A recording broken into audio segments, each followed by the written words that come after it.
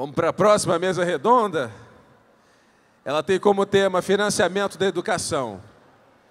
E aí eu queria convidar aqui para compor a mesa o senhor Fred Amâncio, vice-presidente do Conselho Nacional dos Secretários de Educação, o CONSED, e secretário de Educação do Estado de Pernambuco. Também o senhor Luiz de Souza Júnior, que é professor da Universidade Federal do Estado da Paraíba e membro da Associação Nacional de Pesquisa em Financiamento da Educação.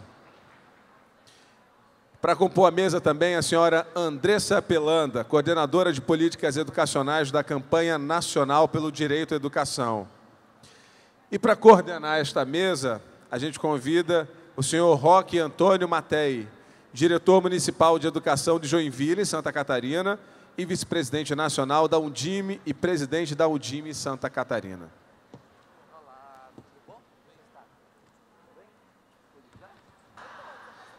Bom, o tema desse nosso momento é financiamento da educação. Um país que quer ser grande, ele precisa investir muito em educação. E se nós verificarmos a história recente do Brasil, nós tivemos uma série de avanços, porém, até vou ficar um pouquinho de pé aqui, de um tempo para cá, nós corremos riscos aí em relação à nossa caminhada e o financiamento da educação. Nós temos hoje vigente um Plano Nacional de Educação, onde tem uma meta, a meta 20, que fala de mais investimentos, chegar a 10% do PIB. Nós temos o Fundeb, que ele tem um fim, porém, está tramitando no Congresso para que ele seja perene. Nós temos o custo e qualidade de aluno, nós temos uma série de questões sendo analisadas, porém, nós temos uma emenda constitucional 95, que traz um freio para muitos dos projetos e dos processos que nós tínhamos pela frente. Então, quando se trata de financiamento, acho que nós temos que ficar muito atentos e nos preparar para o que está por vir, né? Para isso, nós estamos aqui com os nossos convidados, e aí eu vou ler rapidamente. Nós vamos começar a nossa fala. Deixa eu tirar o meu óculos aqui.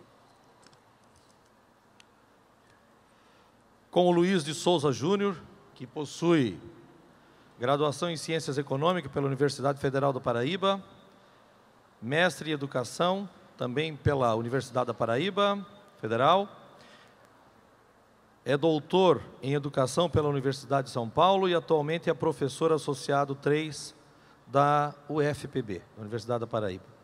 É filiado a entidades nacionais de pesquisa, como a Associação Nacional de Pós-Graduação e Pesquisa em Educação, a ANPED, também associado à ANPAE e também é associado à FINEDUCA, onde exerce a função de membro do Conselho Fiscal da entidade. Tem experiência na área de educação, com ênfase em políticas educacionais, atuando principalmente nos seguintes temas: financiamento da educação, gestão da educação superior e da educação básica. Foi secretário municipal da educação no município de João Pessoa, no período de 2012 a 2014, foi avaliador da pós-graduação da Coordenação de Aperfeiçoamento de Pessoa de Nível Superior, a CAPES, de pessoal, né, na área de educação, e atualmente ele é coordenador do programa de pesquisas de profissionais, né, mestrado e doutorado da área de educação da CAPES. Depois, nós temos a Andressa Pelada, que é coordenadora de políticas educacionais da Campanha Nacional pelo Direito à Educação. É pós-graduada em Ciências Políticas pela FESP de São Paulo, é bacharel em Comunicação Social com habilitação em Jornalismo pela ECA USP e é especialista em negociação diplomática pela Fundação Diplô da Suíça. Desenvolveu consultoria recente para a missão permanente do Brasil junto às Nações Unidas. lá em Nova York, ocasião em que acompanhou o trabalho nas pautas de educação, desenvolvimento sustentável e diplomacia pública.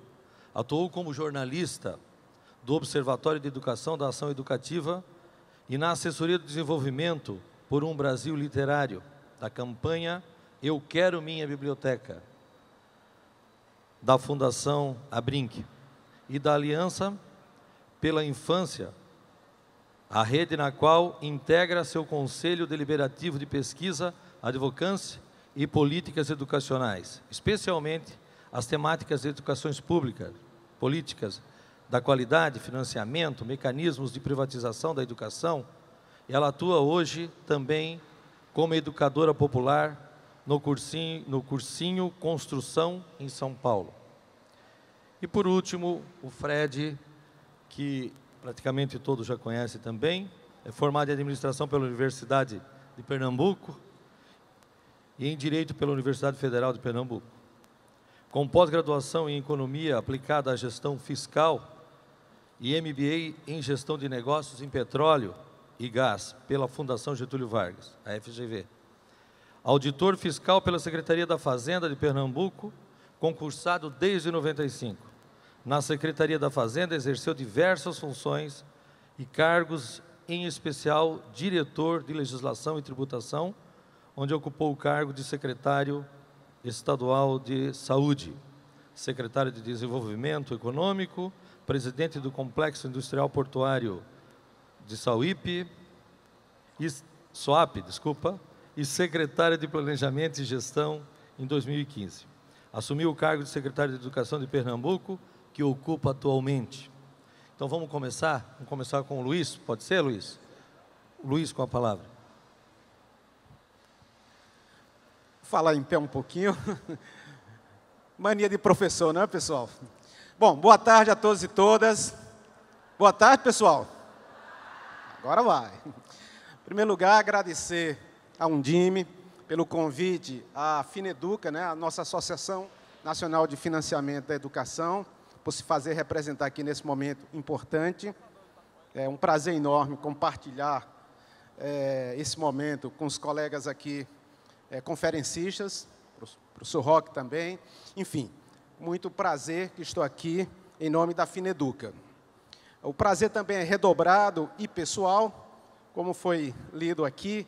Eu também fui gestor do ensino da educação municipal do município de João Pessoa, nossa vizinha aqui, a Recife, né, a capital vizinha, e, digamos assim, sei também das agruras que nos afetam, né, nesse processo de gestão. Não é fácil e, portanto, digamos assim, a gente tem que conhecer os dois lados, né? Num dia você é estilingue, no outro você é vidraça. Então, isso é uma questão muito importante. Bom, o tema que vou trabalhar aqui rapidamente, tentar cumprir o prazo, é o seguinte: financiamento da educação em tempos de desmonte dos direitos sociais. Pode passar.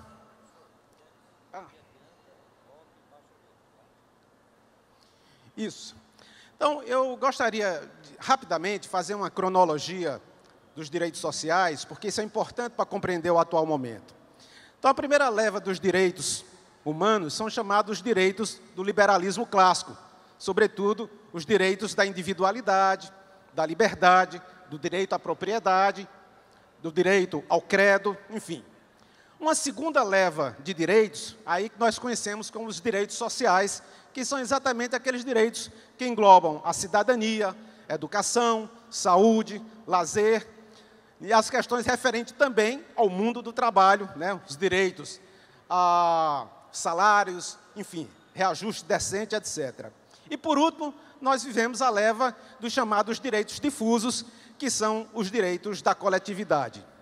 Sobretudo os direitos sociais que vieram a partir do pós-guerra, da Segunda Guerra Mundial, eles englobaram o conceito do estado de bem-estar social, que é exatamente o que a gente quer debater um pouquinho nesse momento.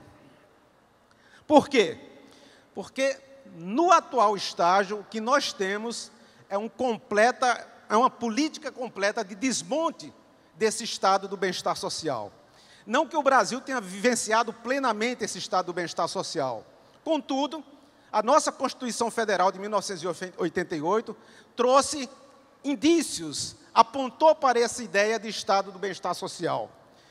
Obviamente que nós tivemos essa derrocada, digamos assim, dessas políticas sociais, está também subordinada a uma visão internacional, a chamada queda do Muro de Berlim, a ascensão da chamada nova direita, sobretudo nos Estados Unidos, na Europa como um todo, nos anos 90, na Inglaterra, enfim, tudo isso impôs uma nova política que a gente denominou de neoliberalismo ou ultraliberalismo, que exatamente prega, como todos vocês sabem, o fim, ou praticamente o fim, a extinção das políticas sociais, salvaguardando os interesses do mercado, como aquele que realmente vai redimensionar a relação Estado-sociedade.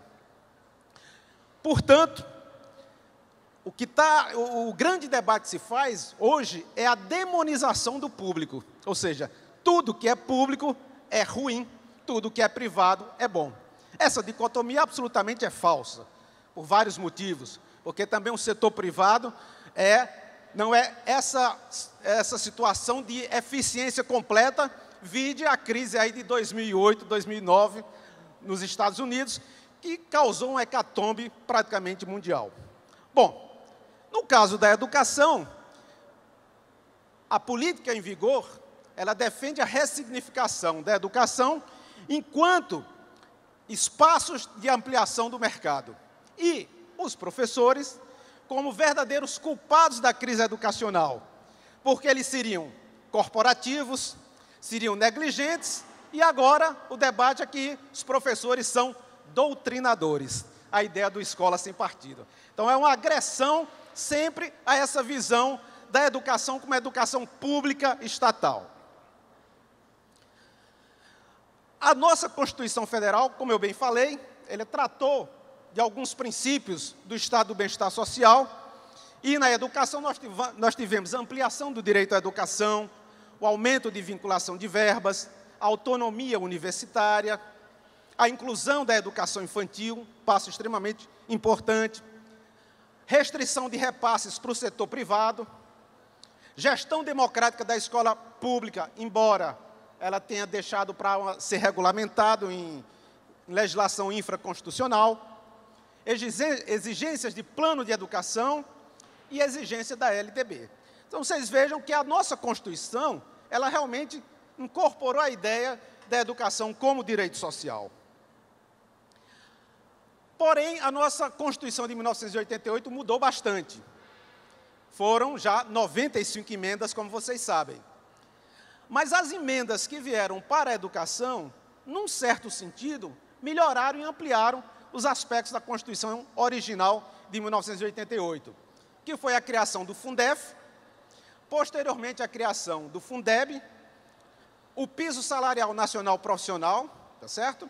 Que é da emenda constitucional 53, ampliação do direito à educação agora, em 2009, dos 4 aos 17 anos, enfim, são alguns movimentos de avanços que nós consideramos avanços para a educação na Constituição de 1988. Portanto, em que pese que, no geral, os recursos que aconteceram na Constituição, na educação, de certa forma, foi até preservado e melhorou muitos aspectos, como, inclusive, a meta 20 do Plano Nacional de Educação, que resulta também de uma mudança da nossa Constituição Federal, no sentido também de vincular não só recursos para a educação, mas proporção do Produto Interno Bruto, o PIB. Qual é o grande problema hoje? O grande problema é que a nossa emenda constitucional número 95, ela desmonta todo esse arcabouço financeiro, digamos assim, que foi estabelecido, ou que se buscou estabelecer na Constituição de 1988 e suas emendas constitucionais. Então, a emenda 95, ela basicamente, ela reduz a presença do Estado na garantia dos direitos sociais e difusos. Ou seja, aquela cronologia que eu falei, dos três ondas de direitos, as duas últimas, a emenda constitucional 95 vai de encontro a esses dois movimentos. Impede o cumprimento da meta 20 do PNE, que é a meta dos 10% do PIB. E, obviamente, impõe necessariamente outras reformas que vão afetar a educação, por exemplo, como a reforma da Previdência, porque a emenda constitucional, ela, na prática, ela não apenas congela os recursos, ela diminui a longo prazo o orçamento destinado aos gastos sociais, que é esse gráfico aí. Esse gráfico não é meu, é o gráfico do ministro e candidato hoje do governo Temer, Meirelles, onde ele mostra claramente que a fome do jacaré é o seguinte: a linha que iria em ascensão, a vermelha, seria a linha sem a emenda constitucional 95. E a que desce é exatamente com a emenda constitucional 95. Então, não é um congelamento que temos hoje. Na prática, é uma diminuição do orçamento público na área dos gastos sociais. Qual é o resultado já imediato dessa crise e da emenda constitucional? Porque a emenda constitucional 95, ela vai se reportar aos gastos, sobretudo na educação, deste ano. Então, taxa de mortalidade infantil. Como vocês veem, taxa de mortalidade infantil caindo. Em 2016, aumentou. Depois de praticamente duas décadas de queda da taxa de mortalidade infantil, aumenta. Extrema pobreza aumentou também no período que temos de 2016 a 2017. Isso vai impactar fortemente a educação e impactar fortemente a primeira infância, tá certo? Porque daqueles que sobreviveram, uma parcela vão estar em condições bem piores do que a geração passada. No orçamento da União, nós vemos claramente que a linha de crescimento das despesas do orçamento se altera e, portanto, nós já tivemos uma primeira queda dos recursos da União, gastos pela União, sobretudo os recursos chamados assim discricionários, né? Qual é o resultado de tudo isso? Nós temos tempos sombrios para a educação, para a ciência e para a tecnologia. Só vou dar um exemplo. Há 2 semanas, a CAPES, que trata da pós-graduação, da política de bolsas, de incentivo, inclusive para a formação docente, o presidente da CAPES foi a público dizer que, mantida essa política, mantido o orçamento que seria votado, em agosto do ano que vem não se pagaria uma única bolsa, nem de mestrado, nem de doutorado, nem de iniciação científica para qualquer pessoa desse país. Vocês imaginem o próprio presidente, indicado pelo governo, vir a público dizer que a CAPES iria simplesmente paralisar. Na semana seguinte foi a vez do CNPq. E todos nós estamos sentindo essa situação em geral. Portanto, uma primeira conclusão: não existe futuro para a educação sem a revogação da emenda constitucional 95. Não existe futuro para a educação sem que não se revogue isso. 2 questões, dentre muitas que a gente pode trabalhar, eu vou, para ocupar meus últimos minutos, tratar, que seria a questão do Fundeb e o magistério, que são temas muito caros a todos nós. Primeiro, o Fundeb cumpriu um papel importantíssimo. Ele resolveu a falta de atenção dos governos anteriores para a educação infantil, para o ensino médio, para a educação de jovens e adultos, ao ter uma visão totalizante de educação básica, tá certo? Mas deu manutenção àquele modelo muito interessante de vincular recursos para o pagamento dos professores. O Fundeb cumpriu, portanto, esse movimento de avançar na valorização do magistério e de ampliar, de certa forma, o direito à educação. Só que ele chega no momento em que ele já não tem mais as condições de continuar ofertando avanços na educação. Por isso eu estou chamando o esgotamento do Fundeb, não no sentido de que ele não cumpriu o papel, mas que para que ele possa dar continuidade a uma política de avanço para a educação, o Fundeb tem que ser alterado, até porque ele vai ser extinto, digamos assim, oficialmente. Qual é o problema? Todos nós gestores, estados e municípios, sabem que estamos asfixiados com as condições de financiamento, sobretudo de pessoal. Então, Hoje, praticamente, se gasta 80%, 85% da folha, dos recursos do Fundeb para pagamento de pessoal. Se juntarmos os demais servidores, em alguns casos, chega a 95%. No caso de João Pessoa, chegamos a gastar 105%, entrando, portanto, nas receitas próprias, PTU, ISS, etc.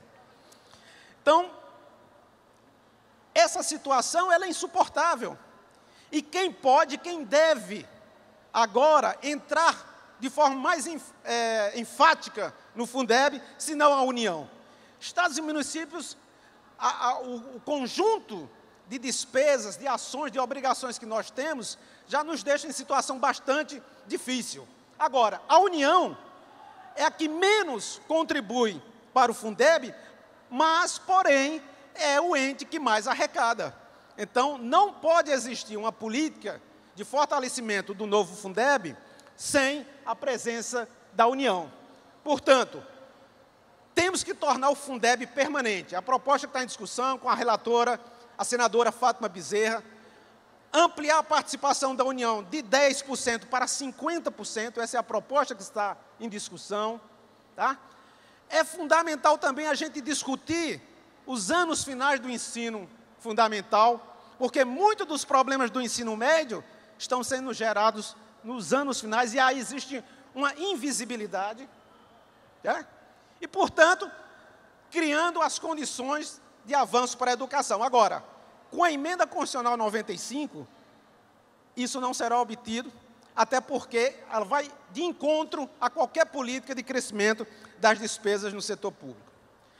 Quanto à valorização docente, é a segunda grande questão que eu vou abordar aqui nos meus 5 minutos finais. Então, em primeiro lugar, a gente reconhece que houve um avanço, sobretudo em termos da valorização docente, com respeito aos salários, tanto por conta da política de subvinculação, que é exatamente os 60%, tanto do Fundef quanto o Fundeb, e, sobretudo, o piso salarial nacional profissional. Tá? Inegavelmente, sobretudo nos municípios menores, nos municípios pequenos, houve um avanço. Os municípios maiores, nem tanto. De qualquer modo, digamos assim, os salários docentes foram relativamente equalizados. Mas o que era para ser o piso tornou-se teto. Então, está no seu limiar, portanto. Então, juntamente com o Fundeb, esse movimento também parece se esgotar. Né? Agora, as condições de trabalho docente também não ajudam. A própria Undime fez uma pesquisa recentemente que mostrou que 50% dos professores não indicariam para seus filhos, para as pessoas, que vão ser professores. Então, isso é uma demonstração muito clara que é preciso alterar a estrutura da carreira docente. Qual é o problema? Se não se mexer nessa política de financiamento, o que é que vai se recorrer? Vai se recorrer às políticas de bonificação e produtivismo docente. E isso não altera a carreira docente. Não torna a carreira docente mais atrativa. Só um exemplo aqui, esse é as notas de corte do Enem. Se vocês olharem bem, as licenciaturas têm os menores pontos de corte no Enem. O que é que isso quer dizer? Quer dizer que os melhores alunos que saem do ensino médio não vão para as licenciaturas. Por quê? Porque a carreira não é atrativa. Pode até vontade, disposição, né? Vocação, mas ela não é uma carreira atrativa nos padrões atuais. E não vai ser dando 10% de bônus, tá certo? Ou exigindo pagamento, pagando-se o professor por resultado do IDEB, que isso vai mudar. Ou nós alteramos isso, ou nós vamos fazendo o círculo rodar sempre.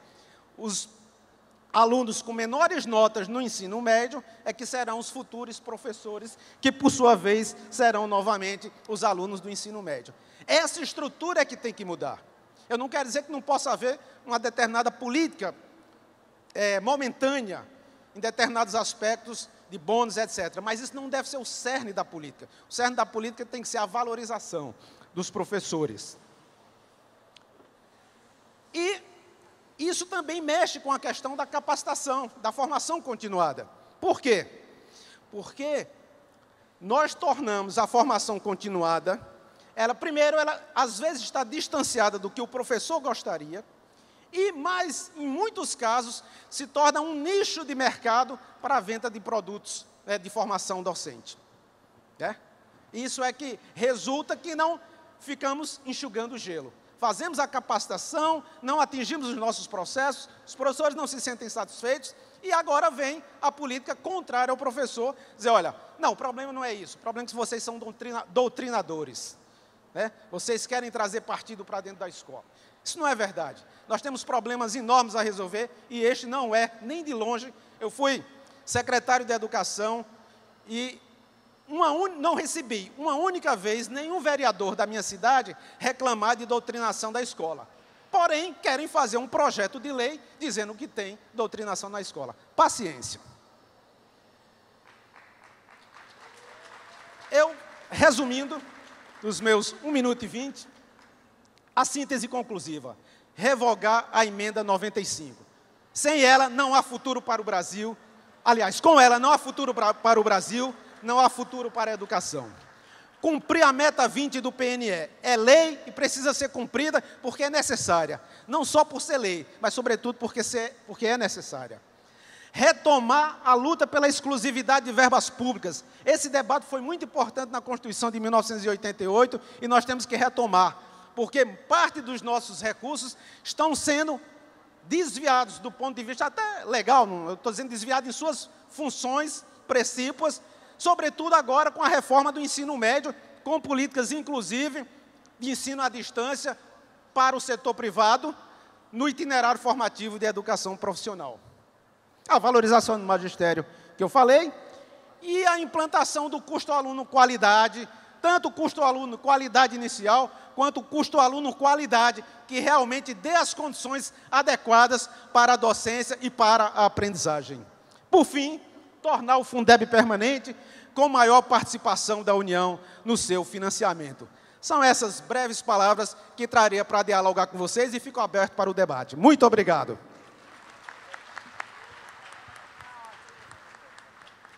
Bom, vamos ouvir agora a Andressa Pelanda. Por favor, Andressa.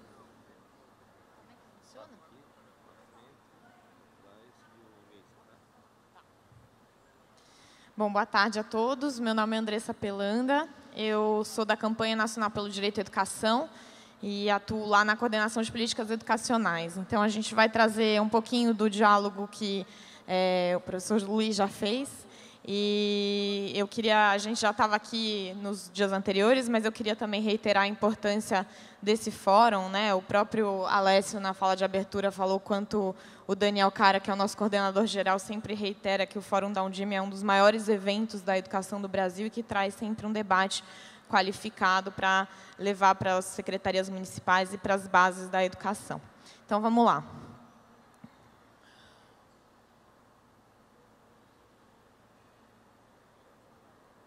É aqui? Ah, pronto. Bom, eu vou fazer um pequeno histórico do financiamento da educação e de quanto a gente foi avançando até chegar na emenda 95, né? Bastante dialogado com a fala anterior.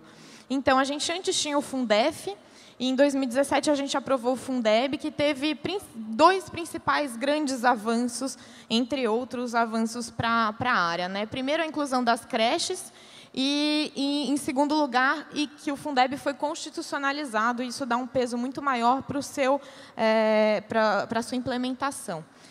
Eu escrevi um artigo com o Daniel no ano passado para o Congresso Latino-Americano de Ciência Política, em que a gente avaliou 3 grandes políticas da educação em sua implementação e quais os motivos de sua implementação. Nesse artigo, a gente analisou o piso do magistério, o Fundeb e o Plano Nacional de Educação. E a gente chegou à conclusão que o Fundeb é, dessas 3 políticas, a política que foi melhor implementada até aqui, né? Então, a gente coloca, do ponto de vista dos dados estatísticos, considerando a vigência estabelecida para o período de 2007 a 2020, pode-se afirmar que o Fundeb vem sendo implementado. Sua implantação começou em 1º de janeiro de 2007, sendo concluída sua abrangência de escopo em 2009, quando o total de alunos matriculados na rede pública foi considerado na distribuição dos recursos e o percentual de contribuição dos estados, Distrito Federal e municípios para a formação do fundo atingiu um patamar de 20%. Bom, aí a gente fala um pouco sobre o aporte de recursos e aí a gente chegou aos 10% mínimo de complementação da União ao fundo. E aí a crítica que a gente faz é justamente isso. O Fundeb é uma política que precisa ser mantida, porque ele tem sido robusto, tem sido implementado, mas ele só ficou no patamar mínimo de complementação da União de 10%. Então, hoje a gente precisa já, como o próprio professor falou antes, de um aumento na complementação da União ao Fundeb, para 50%, que é o que vem sendo colocado na PEC que está tramitando no Senado. Bom, depois a gente teve, como uma das grandes aprovações de políticas no Brasil, a aprovação do Plano Nacional de Educação, em 2014, que tem vigência até 2024, todo mundo aqui conhece. E eu trouxe essa foto, né, que foi quando a gente aprovou, vitória da sociedade civil, vamos dividir o bolo, mais recursos da União para o CAC. E para lembrar o quanto o Plano Nacional de Educação foi um grande pacto social realizado com muita participação social da sociedade civil em realização de suas emendas e aumentando e qualificando o plano. Então, em 2014, a gente sai falando, agora a gente tem 10 anos para fazer essa implementação. A gente chega agora no 4º ano de vigência do plano, e ele não vem sendo implementado, né? Então, no balanço que a gente fez agora em junho, a gente mostrou que somente um dispositivo do plano foi cumprido integralmente. Daqueles que têm meta entre 2015 e 2018, somente 30% tiveram algum avanço, a principal desses avanços são muito lentos, e entre aquelas com prazo em 2024, a gente ainda está muito distante de cumprir. Então, por que isso acontece, né? Então, a gente tem trabalhado em cima de 2 linhas. Uma primeira, da falta de priorização política do Plano Nacional de Educação. Então, ele não vem sendo mais colocado em pauta. Muitas vezes, a gente ouve muitas falas oficiais, institucionais do Ministério da Educação, falando sobre diversas outras políticas que vêm sendo formuladas e não citam nem ao menos o plano.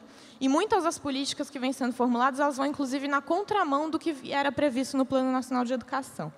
Além disso, as metas que têm prazo entre 2015 e 2018 são metas que são consideradas estruturantes para que todas as outras metas e estratégias sejam cumpridas. Então, dentro dessas metas, tem aquelas que traçam sobre a universalização do acesso, que tratam sobre parâmetros mínimos de qualidade, então, custo aluno-qualidade inicial e custo aluno-qualidade, e sobre o financiamento. Então, também, como foi falado anteriormente, se a gente não cumprir com a meta 20 de financiamento, a gente não vai conseguir cumprir com o Plano Nacional de Educação até 2024. E por que a gente não está cumprindo, inclusive, com a meta 20 de financiamento? Por conta da emenda constitucional 95, do teto de gastos, que foi aprovada no final de 2016, mesmo contrariamente a toda uma mobilização social, na época era a PEC 241, a PEC 55, e a gente, da Campanha Nacional pelo Direito à Educação, junto com diversas outras organizações da sociedade civil, levamos a denúncia sobre o que vinha sendo proposto como teto e política de austeridade no Brasil para diversos organismos internacionais. E aí eu trago aqui um pouquinho desse histórico, né? Então, em 2016, em dezembro, a relatora da ONU para o Direito à Educação, junto com o relator da ONU sobre pobreza, mandaram um release para o governo brasileiro falando sobre como os 20 anos de congelamento de gastos vão acabar com os direitos humanos no Brasil, fazendo um alerta sobre essa ameaça para o Brasil. Depois, a gente levou também para a Organização dos Estados Americanos, na Comissão Interamericana de Direitos Humanos, a CIDH, e os comissionados ficaram completamente estupefatos sobre o que ia acontecer no Brasil e pensando como isso poderia impactar nos direitos humanos. E depois levamos para a Revisão Periódica Universal da ONU, que acontece em Genebra, em que o Brasil é sabatinado a cada 4 anos sobre os direitos humanos, e a gente também levou a questão da não implementação do Plano Nacional de Educação e da ameaça da Emenda 95, e vários dos países que fizeram recomendações ao Brasil da Revisão Periódica Universal falaram sobre a necessidade de implementar o plano com recursos adequados. E agora, esse ano, 7 especialistas e relatores da ONU juntos fizeram um documento mostrando sobre o que já vem acontecendo como impacto nos direitos humanos no Brasil sobre a Emenda 95. Diante disso, a sociedade civil no Brasil se mobilizou. Então, nós criamos a campanha Direitos Valem Mais, Não aos Cortes Sociais, que vocês já ouviram em outras mesas anteriores. Então, é uma campanha de uma coalizão anti-austeridade pelos direitos humanos, em que participam organizações da sociedade civil, especialistas de diversas áreas dos direitos humanos. E a Cláudia e a Júlia estão aí, elas vão distribuir um folder para vocês para debater um pouco sobre isso. E a gente convida também a acessar o site da Direitos Valem Mais, que pretende a revogação da Emenda 95. Dentro desse escopo da Direitos Valem Mais, a gente fez uma publicação que se chama Economia para Todos, e esse Austeridade e Retrocesso, que a gente está distribuindo e também tem no stand da campanha, se vocês quiserem ir. Nesses documentos, a gente avaliou qual o impacto da política de austeridade para a educação, e aí são 3 grandes eixos que têm esse impacto. Então, primeiro, inviabiliza completamente o cumprimento do Plano Nacional de Educação, especialmente do custo aluno qualidade inicial.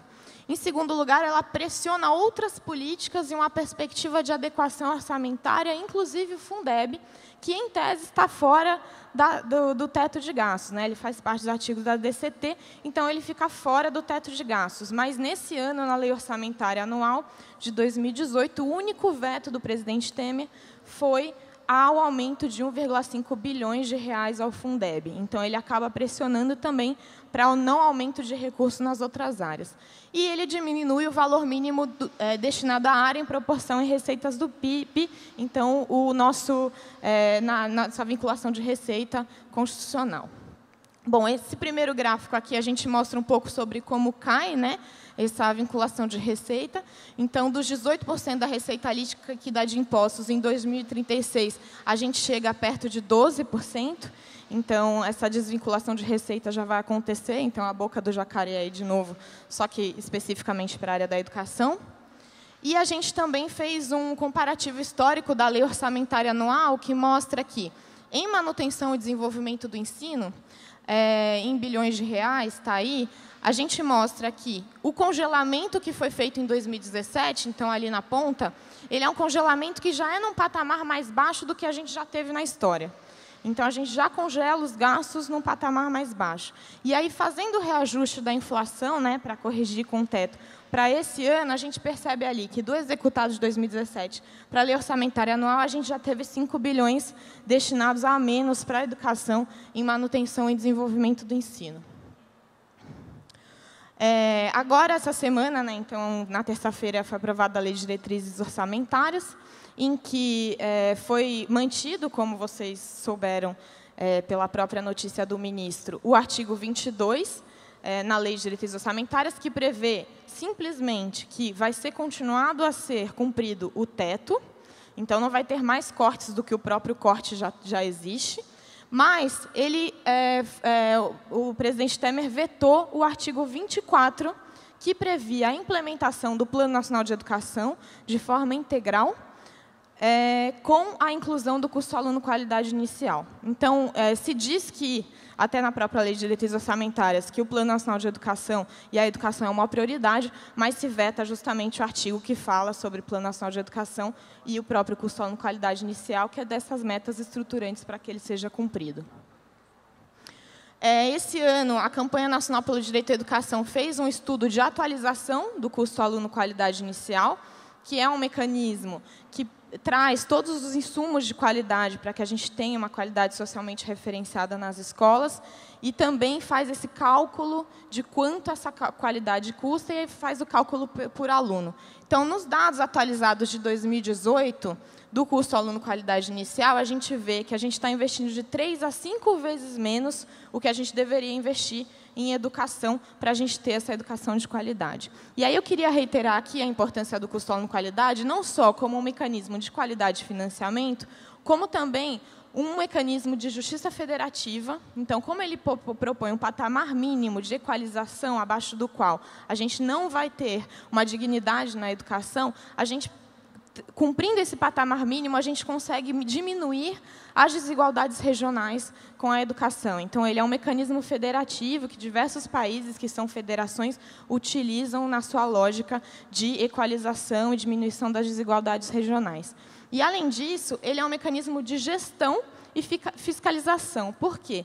A partir do momento que ele lista os insumos de qualidade para onde deve estar sendo o recurso, os Ministérios Públicos de Contas, os Tribunais de Contas, conseguem fazer a fiscalização de onde está indo o recurso. Então, isso facilita a vida para os órgãos de controle e para os gestores que conseguem fazer uma melhor gestão da qualidade dessa educação.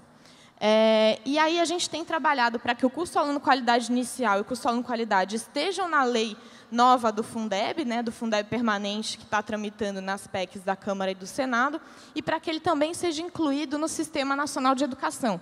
Porque, justamente por ele ser esse mecanismo de equalização e de diminuição das desigualdades regionais, ele acaba sendo um dos vetores que favorecem um melhor sistema da educação com colaboração federativa de qualidade. Bom, quais são as perspectivas e desafios que a gente traz aqui, né? Então, primeiro, e não poderia deixar de ser a primeira, a revogação da emenda 95. Então, a gente não vai conseguir avançar para uma educação de qualidade, nem para incluir as 2,5 milhões de crianças que estão fora da escola, se a gente não revogar a emenda 95. Ela tem feito uma asfixia, não só na educação, como em diversas áreas sociais, como já foi mostrado longamente aqui. A gente precisa garantir escolas para todas e todos, então, incluir essas 2,5 milhões de crianças. A gente precisa que essas crianças estejam numa escola, num sistema de educação que tenha qualidade, controle social, justiça federativa, com redução das desigualdades regionais, que são fundamentais, e, para isso, a gente precisa cumprir o Plano Nacional de Educação, o custo aluno qualidade, devolver para o Plano Nacional de Educação a centralidade da política no Brasil, que vem se perdendo, né? E, por fim, né, e não menos importante, que o Fundeb seja permanente, robusto, com esses 50% de complementação da União, porque, sem isso, a gente não vai conseguir redistribuir os recursos necessários para que os municípios consigam cumprir com as suas metas dos planos municipais e consigam prever uma educação de qualidade. Bom, era isso que a gente tinha para falar, e estamos também abertos para perguntas e para fazer o diálogo com vocês. Obrigada.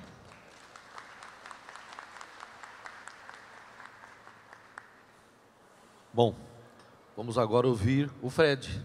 Com vocês, o Fred.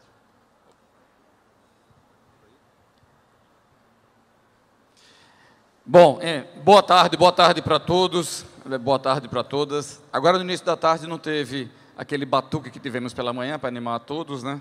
Mas vamos seguir em frente, até porque a temática é muito importante. Eu fico muito contente que, mesmo no último dia de evento, a gente ainda tem um auditório cheio, talvez porque seja uma das temáticas mais importantes que precisamos tratar ao longo desses últimos dias, que é a do financiamento. Eu queria cumprimentar o Roque, vou me permitir pedir, desculpa, como eu conheço o Roque há já um tempo, né, cumprimentar o Roque, a Andressa, o professor Luiz, professor, eu estou lhe chamando de professor hoje, mas em breve vou lhe chamar, como eu cuido muito da informalidade, mas cumprimentar o professor Luiz.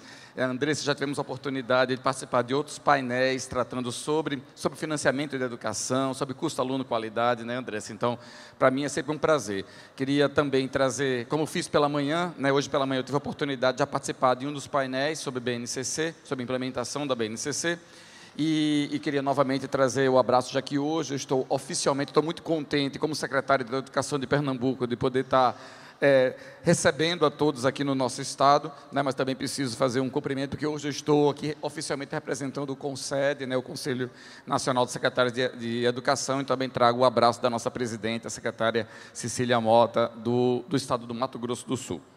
Enfim, falar um pouco sobre essa discussão do financiamento. Eu tenho acompanhado bem de perto, né, as discussões do financiamento no âmbito do CONSED, né, eu tenho uma parceria, Andressa, lá no CONSED, com o secretário Haroldo do Espírito Santo, porque nós dois somos secretários que temos uma história ligada à área de finanças, né, e aí os demais secretários nos pediram para acompanhar bem de perto essas discussões. Inclusive, temos participado das audiências que têm ocorrido no Congresso Nacional que diz respeito ao Fundeb.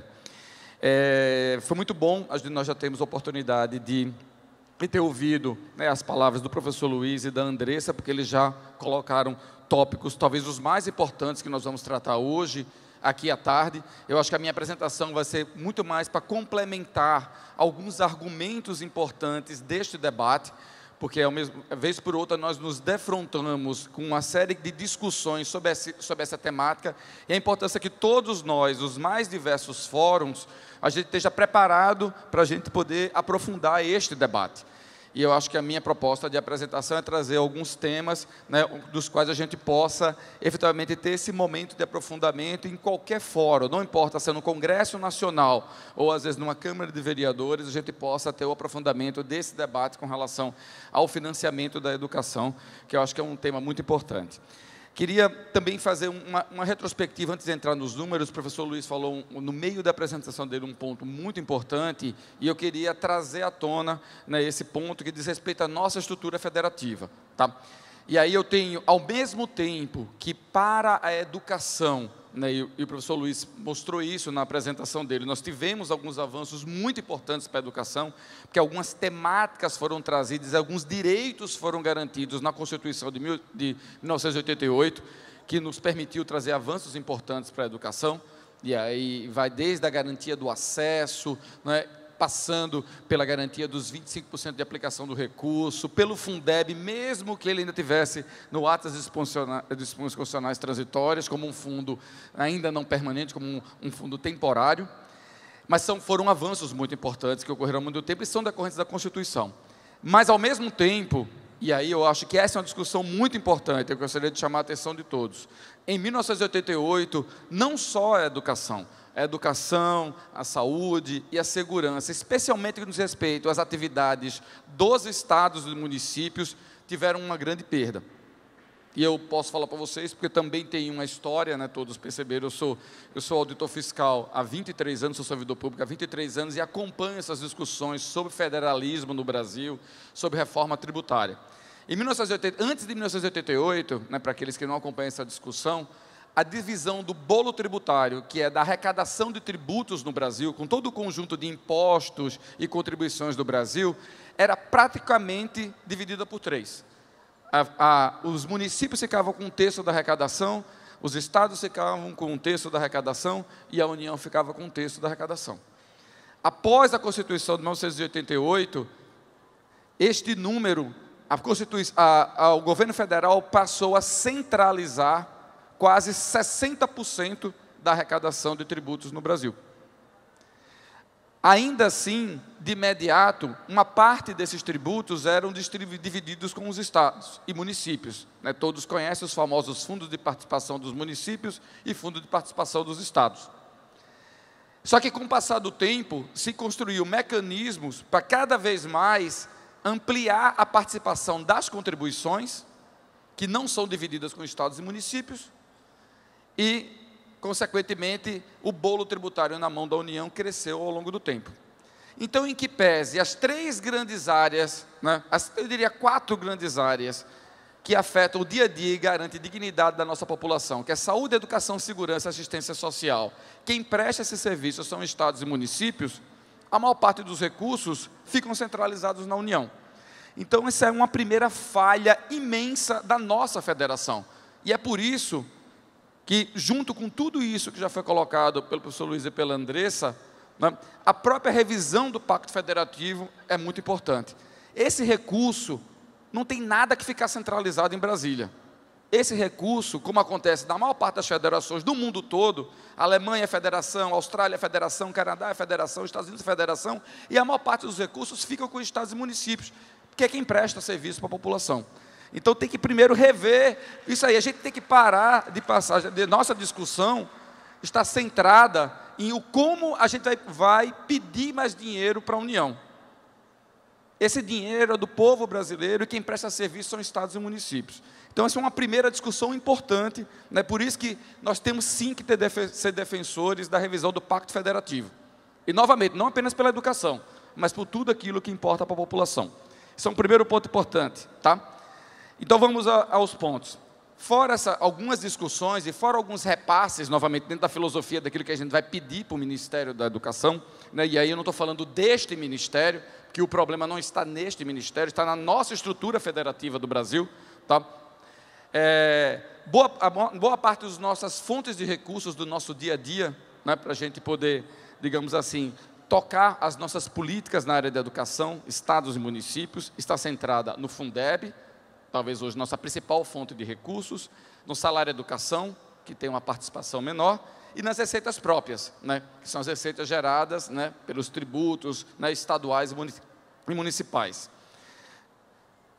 2 pontos importantes para a gente destacar, principalmente nesse momento difícil que vive o país ao longo dos últimos tempos. Nós percebemos que com a queda, né, com o problema da economia, com a queda da arrecadação, o que aconteceu ao longo dos últimos tempos, né, é que cada vez as receitas próprias participam menos do nosso dia a dia, não importa se a receita direta do município ou a própria receita, por exemplo, que os municípios recebem dos repasses dos estados e da União.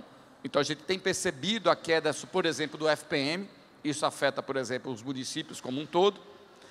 O salário da educação tem uma participação menor, e é por isso que, tanto na fala do professor Luiz, né, e da Andressa, né, além da própria discussão da emenda Constitucional 95, para a gente poder soltar essas amarras e permitir que o financiamento da educação possa se expandir, a discussão do Fundeb é muito importante. E como a Andressa colocou, talvez tenha sido a política pública que mais contribuiu para os avanços da educação ao longo das últimas décadas aqui no Brasil. Então, por isso que essa discussão é tão importante. E é muito importante porque, como foi também destacado, em 2020 encerra o Fundeb.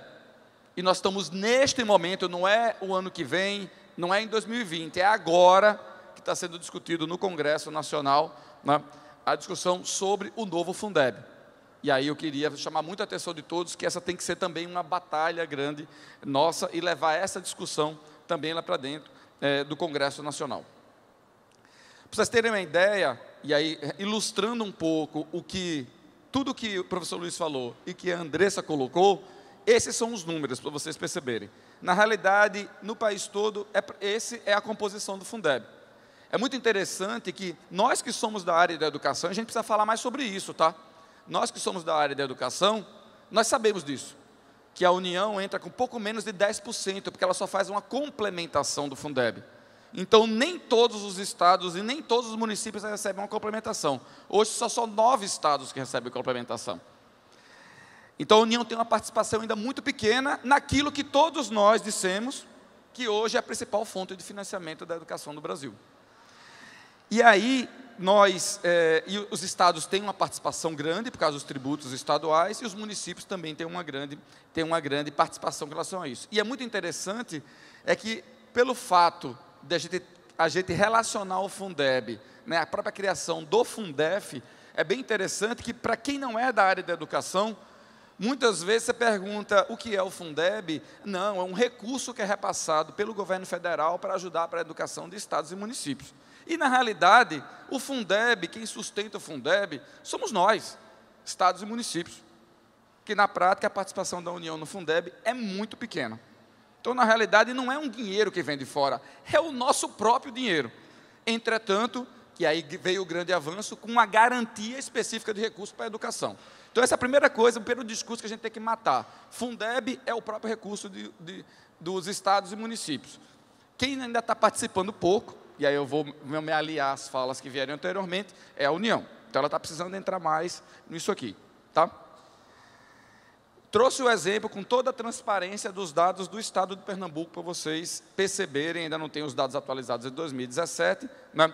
Mas para vocês perceberem como se dá e como funciona, né, a estrutura do Fundeb. Vocês perceberem, do que é gerado do Fundeb por estado, que fica no estado, vou usar o último número aí, é 1,7 bilhão, né, aqui no estado de Pernambuco, que ao longo do tempo teve uma variação pequena, exatamente por causa do contexto econômico, que é a mesma coisa que acontece com os municípios. Tá?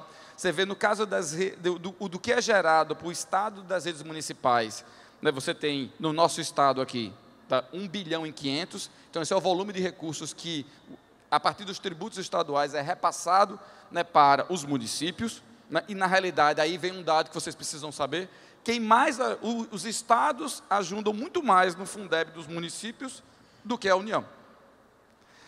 E aí vocês percebem que ao longo do tempo a perda foi um pouco menor, No caso do que é gerado pelas redes municipais, tem uma participação também importante do que é gerado a partir dos próprios tributos municipais em todo o Brasil, aqui em Pernambuco 1 bilhão e 600, tá? E vocês estão vendo aí o complemento da União, aqui eu estou falando dos dados oficiais daqui do estado de Pernambuco, tá? Complemento da União, 282 milhões. Então, a gente estava falando de números nas três primeiras linhas superiores a 3 bilhões, do qual a União só entrou aqui no estado, e nós somos, por sermos um estado pobre, um dos 9 estados que recebemos complemento, tá? Imagina quem não recebe complemento. Então, praticamente não tem nada nesse sentido. E aí eu tenho um complemento também que é feito da União para os municípios. Então, todos percebem pelo número concreto, não é mais discurso, esse é o número oficial, tá certo? De que tem uma participação ainda muito pequena. Foi tratado aí da meta 20, e eu queria fazer 2 observações bem importantes, né? Porque a gente não precisa, e já foi muito bem destacado pela Andressa e pelo professor Luiz, a importância da gente avançar, né, no financiamento da educação. Tá? Mas queria dar para vocês um argumento que, vez por outra, eu vejo apresentações em vários fóruns, né, para não citar nomes de pessoas, tá certo? Em vários fóruns, dizendo o seguinte: ora, o Brasil atualmente, ele investe já 6% do PIB em educação. E muitos dos países mais ricos do mundo também investem 6% do PIB em educação. E é verdade isso. Porém, a gente tem que chamar a atenção de alguns pontos, e aí vai o nosso argumento. Primeiro, esses países que hoje investem 6% do PIB, outros países do mundo, Japão, né, e alguns países da Europa, tá? São países que sempre fizeram investimentos maciços na educação ao longo de décadas. E agora, esse recurso é apenas para manter uma boa estrutura que foi criada ao longo do tempo.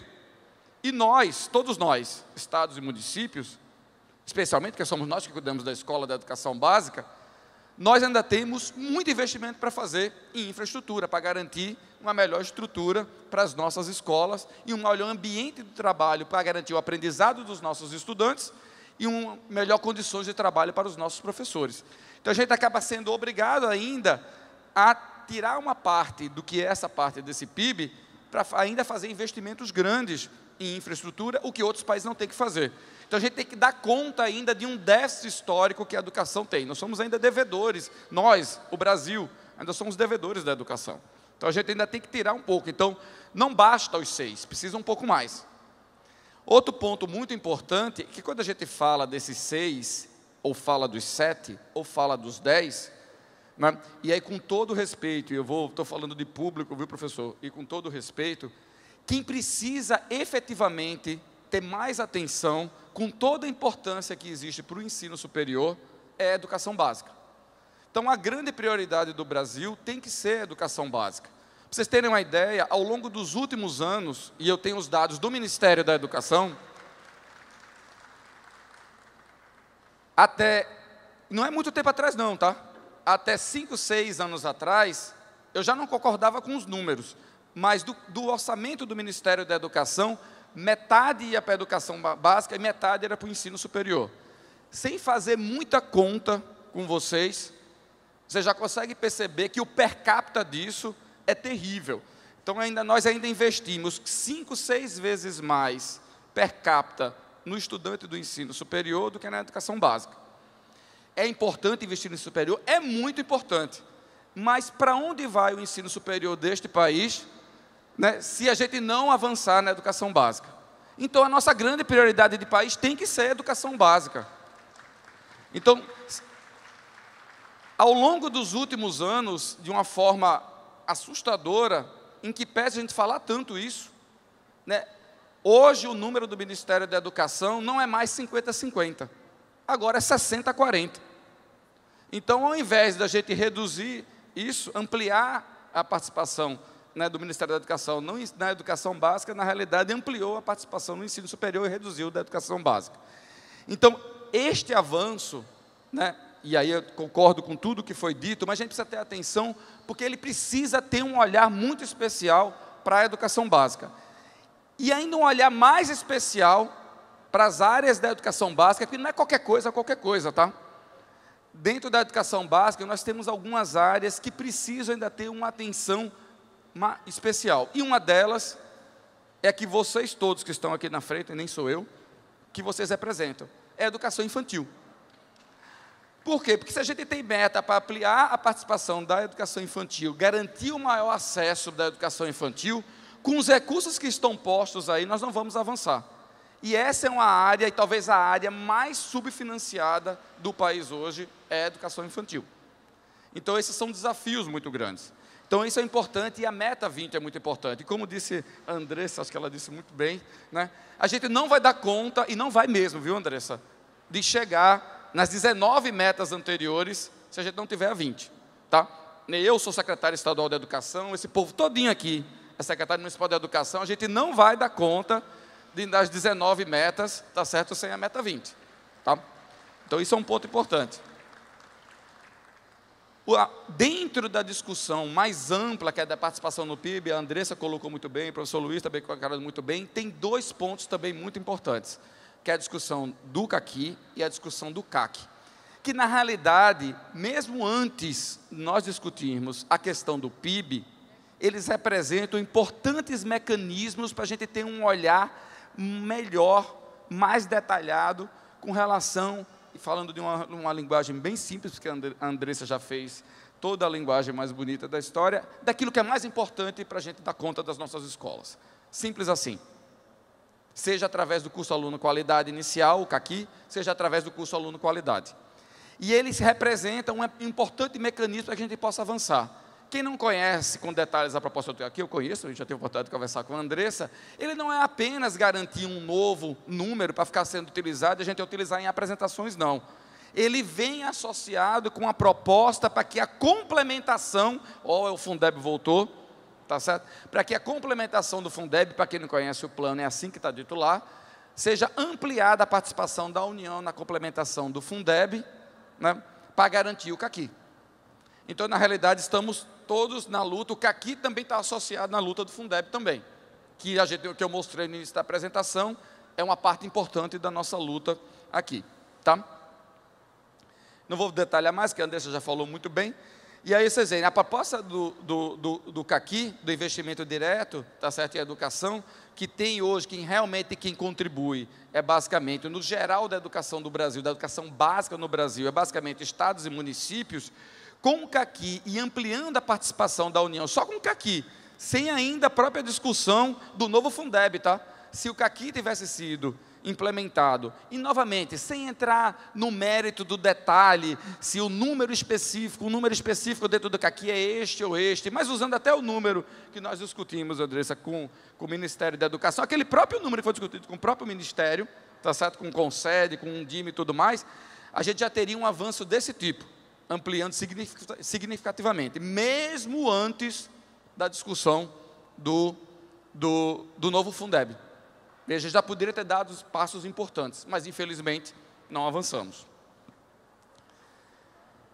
E aí eu vou pular essa parte, que a Andressa fala sempre de CAQI e de CAC muito melhor do que eu, tá? Porque, além de tudo que é importante para a educação, nós temos alguns desafios. Aliás, temos desafios para todos os lados da educação, mas alguns deles são muito estratégicos para o atual contexto da educação no Brasil. O primeiro, já toquei para vocês, que é universalizar a oferta da educação infantil, fortalecer o ciclo de alfabetização. Os nossos dados do ciclo de alfabetização ainda precisam avançar muito no Brasil, e o fortalecimento do ciclo de alfabetização é muito importante. A ampliação de redes, né, de escolas, né, que ofertam uma educação integral, não é apenas a educação em tempo integral, não, tá? É de uma educação integral, isso é bem importante, tá? Ampliar o investimento na formação e valorização dos professores, que foi tocado aí nas apresentações anteriores, a importância disso, e aí vale, tá certo, para todo o processo de valorização dos professores, que envolve também a formação, e ampliar os investimentos de infraestrutura, tá? Então, tudo que a gente já falou até agora. Vou falar um pouco, tá certo, do que tem sido a discussão, e já estou encerrando, ela já encerrou meu tempo, e agora eu vou encerrar também a minha apresentação. Vou roubar um pouco do tempo que o professor Luiz deixou no finalzinho da apresentação, dela foi a Andressa, vou roubar um tempo da Andressa. Da campanha também contribuindo aqui para a nossa discussão, tá bom, Andressa? Vou roubar os 5 minutinhos, tá? Roque, eu vou roubar os 5 minutinhos que a Andressa deixou. Tá? Primeiro, com relação ao novo Fundeb. Tá? Então, é uma discussão muito importante que está ocorrendo neste momento, né, no Congresso Nacional. Né? Existia uma proposta original que, em que pese ela já trazer a figura, e esse é um ponto muito importante, de tornar o Fundeb permanente e não mais temporário, isso já é um grande avanço, mas ela não trazia avanços, tá certo, com relação à ampliação da participação da União, a proposta original, tá bom? Com relação à ampliação da participação da União no Fundeb. Existiam alguns outros avanços de metodologia, mas aquele aporte maior de recursos não tinha. A partir daí, nós temos hoje, e é o que está sendo discutido hoje, tá bom? Eu digo porque eu tive há um mês atrás, numa audiência pública lá na Câmara dos Deputados. É um substitutivo, cuja relatora, tá certo, é a professora Dorinha, né, que é deputada federal pelo estado de Tocantins. Tá? Este substitutivo, tá, ele já melhora a situação. Ele já traz uma proposta, né, onde a proposta é que esse volume de aportes de recursos ele cresça para 30%, essa é a proposta que está hoje no Congresso Nacional. E aí ele tem um mecanismo que de imediato salta de 10% para 15%, e aí ao longo dos próximos 10 anos, a cada ano, ele é acrescido 1,5%. Tá? Então a gente teria no final de 10 anos, essa chegada aí aos 30%. Tá? Então, essa é a proposta que está posta hoje, com alguns detalhes bem interessantes que eu não tenho tempo de explicar para vocês, com a criação de mecanismos bem interessantes para garantir maior qualidade com relação à distribuição de recursos. O Fundeb, ele ainda tem algumas falhas, porque a gente tem, só para contar para vocês, mas tem alguns mecanismos lá que vão aprimorar isso, tá? Hoje, a complementação só se dá, basicamente, para estados mais pobres, que têm grande contingente populacional, e não consegue atingir aquele custo padrão, né, do Fundeb nacional. Tá? O novo mecanismo que está sendo proposto, aí é um dos poucos pontos, provavelmente, que a gente tem de concordância no que está posto lá hoje, tá? Ele vai permitir, porque pode acontecer de, num estado rico, você ter municípios pobres, e num estado pobre, você ter municípios ricos. Como um bolo, garantir a equidade é você ter um olhar especial, né, para aqueles que mais precisam. Então, hoje, você tem município, por exemplo, em Minas Gerais, que é um estado teoricamente rico, né? Hoje, no atual contexto, não tem ninguém rico no Brasil atualmente, né? Mas, no atual contexto, tecnicamente, ele seria considerado um estado rico, mas tem municípios muito carentes no estado de Minas Gerais, e que deveriam estar recebendo, né, complementação de recursos e que não estão recebendo. E pode acontecer também o contrário, né? Isso é um ponto importante, isso é um avanço. Mas, agora, quais são as propostas, né, e eu vou falar um pouco agora sobre a ótica do Concede que nós temos levado. Algumas delas, adianto, que são muito alinhadas com a visão da Undime, né, e com a visão da CNM, da Confederação Nacional dos Municípios.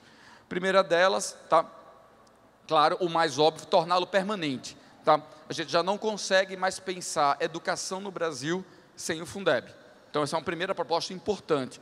Ele vai sair do que na Constituição é o ato das disposições constitucionais transitórias e vai para dentro do corpo da Constituição, através da emenda constitucional, que é isso que está sendo discutido. Tá? Um outro ponto, ele se tornar definitivamente, tá certo? E a gente dê a garantia de que ele tem esse fundo de natureza contábil. Tá? Parece uma bobagem, tá? Mas não basta ter um fundo na mão da União, dependendo de repasses, tá certo? A decisão da União. Ele tem que já nascer com a natureza contábil para dar a garantia que o recurso vai direto para municípios e para estados e não vai para o Tesouro Estadual ou o Tesouro Municipal, senão a gente já briga muito com o secretário da Fazenda, né? Vai ter que brigar muito mais, é o secretário de Finanças, né? Então, a gente tem a garantia que aquele recurso é da nossa gestão, e a natureza contábil é que dá essa garantia, tá? Estou dando os argumentos para vocês do que a gente tem que defender sobre o Fundeb. Manutenção das áreas de aplicação, então, a discussão bem importante, né? A discussão sobre MDE. Ampliação da complementação da União, na proposta que está posta, por exemplo, pela A proposta que está hoje é dos 30%, né? Algumas entidades estão defendendo, né, os 50%, como é o caso da campanha. Né? Nós resolvemos adotar uma proposta intermediária para construir um acordo de 40%. A nossa proposta é a proposta, para não dar argumento, tá certo, de que isso não é viável, porque toda vez que a gente diz isso, aí o governo federal diz, ó, isso é totalmente inviável. E a gente diz, se é viável a gente poder fazer isso devagar, é melhor a gente ganhar. Então, a proposta seria sair de 10% para 20% imediato e ganhar 2% ao longo de 10 anos até atingir os 40%. E, sinceramente, sem falsa modéstia, a gente discutiu muito isso do ponto de vista, inclusive, financeiro. Isso é plenamente possível, mesmo considerando o atual contexto do Brasil. Tá? E aí eu costumo dizer, a gente desafia para ir para a discussão do financeiro mesmo. Tá? Depois, tá, uma nova fórmula de cálculo para o valor anual por aluno, que é isso que vai dar mecanismos para não olhar o Brasil de uma forma igual e não olhar os municípios de uma forma igual, ou seja, garantir mecanismos para ajudar quem efetivamente mais precisa. Tá?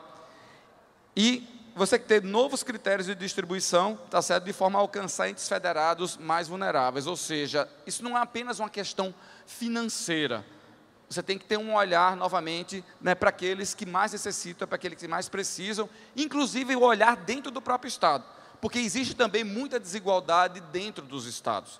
Então, esses mecanismos podem ser bem interessantes. Enfim, então esses são alguns dos nossos desafios, e eu associo a tudo que foi colocado. Não adianta a gente avançar em tudo isso, se a gente tiver um limite para o crescimento dos gastos da educação. Então, tudo que foi colocado anteriormente, né, pelo professor Luiz e pela Andressa, nós nos associamos, tá? E eu acho que é muito importante a gente aproveitar esse momento e levar este debate para o nosso dia a dia. Isso não não pode ser um debate só de Concede, de Undime, tá certo? De universidades, instituições de pesquisa, né, da campanha. A gente tem que conversar mais, vocês têm que conversar mais com os nossos prefeitos, já que eles também são parte interessada nisso. Eu tenho que conversar mais, nós temos que conversar mais com os nossos governadores, né? Já que a gente fala tanto da importância da prioridade da educação, né? A gente sabe que temos ainda muitos desafios, financiamento é um ponto importante para esses desafios e para o Plano Nacional da Educação, e essa é uma luta, né, que nós temos que estar todos unidos, né, para que a gente possa alcançar esse objetivo. Novamente, eu queria, de coração, né, agradecer aí o convite da Undime para poder estar com todos vocês. É uma alegria estar com todos vocês. Eu que sou pernambucano e como sou secretário de Educação do Estado, eu também represento o meu governador, o governador Paulo Câmara. Queria novamente, já que a gente está no último dia, né, fazer esse agradecimento aí à presença de todos, né, dizer que nós recebemos todos vocês, né, Elza? Que está aí, Elza está ali, tá, Elzinha está ali, nossa presidente da Undime de Pernambuco. Nós acreditamos e nós recebemos vocês, nós pernambucanos recebemos vocês com muito carinho aqui no Estado. Obrigado a todos.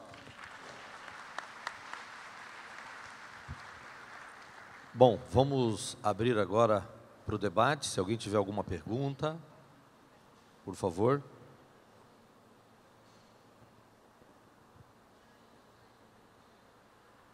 Alguém quer perguntar? Pois não.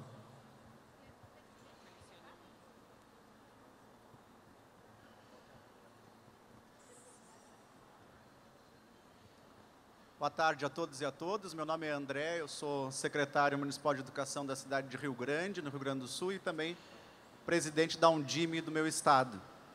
Eu quero parabenizar os componentes da mesa pelas falas e dizer que todos nós que temos discernimento do papel da educação pública nesse país, concordamos plenamente com o que todos colocaram aqui. O que quero reafirmar aqui perante os colegas, e na verdade não é nem uma pergunta, mas é uma afirmação. Nós estamos entrando num cenário de disputa eleitoral no Brasil, em nível de Brasil e em nível de estados, dos nossos estados. E todos nós, os 5.568 secretários municipais desse país, temos um papel fundamental nessa eleição. Ou nós vamos reafirmar estas pautas para aqueles que querem ser nossos representantes, como deputados estaduais, como governadores, como deputados federais ou como senadores e presidentes da República, ou nós vamos administrar o impossível, como nós já temos feito, por mais 20 anos, se esta emenda constitucional 95 não for derrubada. E nós vamos ficar reféns ainda de relatórios do Banco Mundial e de técnicos do Ministério da Fazenda que jogam para nós a responsabilidade de que o problema não é dinheiro, nós é que somos maus gestores e não sabemos gerir os recursos da educação. Se nós, meus queridos colegas, secretários e secretárias municipais que estão aqui hoje, neste fórum extraordinário, se nós não utilizarmos o nosso protagonismo político enquanto dirigentes municipais de educação, exigindo que aqueles que vêm agora botar a mão no nosso ombro, pedir o nosso apoio para conseguir conquistar alguns votos, se eles não tiverem compromisso com as pautas que foram apresentadas aqui neste painel, nós não podemos apoiar ninguém que não tenha esse compromisso conosco. Então fica aqui o registro, porque às vezes é fácil, e aqui o secretário de Estado fez essa fala, ele está correto, é fácil dizer. Agora, quem de fato vai assumir esse compromisso para conosco? É isso que está na pauta, então parabenizo, na verdade não é uma pergunta, mas é um chamamento a todos e a cada um daqueles que acreditam que a educação pública brasileira é um espaço de transformação da nossa sociedade. Muito obrigado. Ok. A Andressa quer fazer um comentário. Andressa, por favor. Eu queria esclarecer alguns pontos sobre o custo aluno qualidade inicial e o custo aluno qualidade, que eu esqueci de falar e que eu acho que é importante. O CAQI deveria ter sido implementado pela estratégia 20.6 do plano a partir de 2016, e o CAC deveria ter sido regulado e definido, e para ser implementado progressivamente até 2024 e regulado em 2017. Então, isso estava na apresentação de slides do Fred, e a gente está tentando fazer uma pressão para que isso seja cumprido de forma retroativa, porque a lei já não está sendo cumprida. Então, a gente também pede o apoio de todo mundo da Undime, para que nas ações que nós formos fazerem, pedindo para que essa complementação seja feita retroativa, haja o apoio da Undime. Além disso, eu queria reiterar a fala do André, que é sempre um grande parceiro lá no Rio Grande do Sul para a gente, que a Undime já se posicionou com a campanha nacional pelo direito à educação em junho, durante a Semana de Ação Mundial, junto com todo o diretivo da campanha, a Undime integra o diretivo, por esse Fundeb robusto, que tem o custo aluno qualidade inicial, com a 50% de complementação da União, conforme preconiza o texto que está tramitando no Senado Federal. Então, a gente tem a PEC 15, que está na Câmara dos Deputados, e a PEC 24, que está no Senado Federal, e a gente considera que a PEC que está tramitando no Senado é uma PEC que é bem mais robusta e que pode, de fato, conseguir implementar o custo aluno qualidade inicial. Então, também é uma mensagem, eu acho que vocês devem ter recebido o posicionamento público, porque ele passou na newsletter da Undime, mas, enfim, reiterar que a gente já tem, inclusive, um documento para que vocês possam utilizar nessa parte de incidência e pressão para que o Fundeb seja mais robusto. E o último comentário em relação à fala do André é que na campanha da Direitos Valem Mais Não aos Cortes Sociais, a gente vai entrar agora num novo momento da campanha em que a gente vai pedir para que todas as rodas de conversas e as ações que sejam realizadas no país tratem também das eleições, justamente no sentido de mostrar que é preciso que a gente apoie e vote em candidatos que pensem nos direitos humanos e na educação como prioridade de fato no país. E para essa prioridade de fato poder acontecer, a emenda 95 não pode vigorar. Então, é essa a mensagem que a gente deixa da Direitos Valem Mais para agora, e a gente convida todo mundo a participar dos seminários regionais que a gente vai fazer pelo país, que falam justamente sobre a gente conseguir fazer uma mobilização de pressão nas eleições para elevar a qualidade desse debate público político que a gente vem vendo, que a gente viu nos últimos debates, ele está por terra e a educação quase não aparece, muito menos com qualidade. Então, é mais um apelo, né? Então, são 3 aqui, e eu acho que todo mundo está bem alinhado em relação à necessidade de aumentar os financiamentos e de distribuir para os municípios. Era isso. Vamos passar ali, tem mais uma pergunta, né? Boa tarde, eu sou Avanildo, eu sou da ActionAid Brasil e também membro do Comitê Diretivo da Campanha Nacional pelo Direito à Educação. Esse tema ele é muito importante e o professor da Paraíba alertou sobre uma questão da importância do financiamento dos recursos públicos para a educação pública. E eu queria muito que vocês falassem um pouco mais dos desafios que representa todo o risco de privatização da educação a partir dos recursos públicos. Porque, além do fetiche de que a educação privada é mais eficiente, é melhor, é aquilo outro, e muitas vezes se procura imitar de uma forma muito, às vezes até irresponsável, tem toda uma, no nível global, uma estratégia de escolas de baixos custos, privatização, de diversas formas que vai diminuir os recursos para a educação pública feita pelos entes públicos, que são os municípios e os estados que têm a prerrogativa de fazer a educação pública. Eu gostaria muito que a mesa pudesse falar um pouco sobre os desafios que temos também em garantir que os recursos, a partir da revogação da emenda constitucional 95 e outras que possam ser assumidos pelos candidatos que a gente vai eleger, de ter um controle mais efetivo sobre a privatização da educação, que é um risco muito grande também para a educação pública de qualidade no Brasil. Quem gostaria? Já que houve uma citação quase que direta, né? Não, de fato, é uma questão extremamente importante. Eu lembro que, na Constituinte de 1986 e 1988, esse foi um dos pontos mais debatidos, né? Infelizmente, não se conseguiu a total restrição, mas exatamente, a total restrição, mas conseguiu alguma restrição. Só que os últimos movimentos, né, nos últimos anos, já vêm no sentido inverso, né? E agora, inclusive, com a discussão do chamado terceiro setor, parcerias público-privadas e outros modelos, organizações sociais e tudo mais, então criou-se uma zona muito nebulosa entre o público e o privado, quando não a transferência direta de obrigações. Eu acho que nós temos que realmente ter clareza dessas responsabilidades, entendendo que o público, né, o gratuito, que está presente na nossa Constituição Federal, todo ensino oficial deverá ser público e gratuito, deve ser uma bandeira que nós não podemos abrir mão. No ensino superior, por exemplo, hoje, basicamente, 80% das matrículas do ensino superior é privado. Contudo, os 20% das matrículas que estão no setor público, nas universidades públicas, ali está 80% da pesquisa do país. Ou seja, sem esses 20%, nós não teríamos os avanços científicos e tecnológicos que estamos tendo nos últimos anos em diversas áreas. Então, o setor público é o setor da qualidade do ensino superior, seja pelas universidades federais, estaduais, seja também pelos IFs, os institutos federais, que têm cumprido um papel muito importante. Em relação à educação básica, a situação, claro, se inverte, mas a partir de uma ótica um pouco diferente.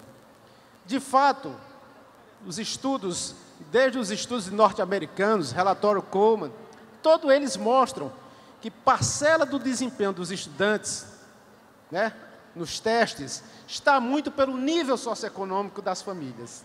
Então, na verdade, são essas condições que imprimem a vantagem do aluno da rede privada em relação ao aluno da rede pública.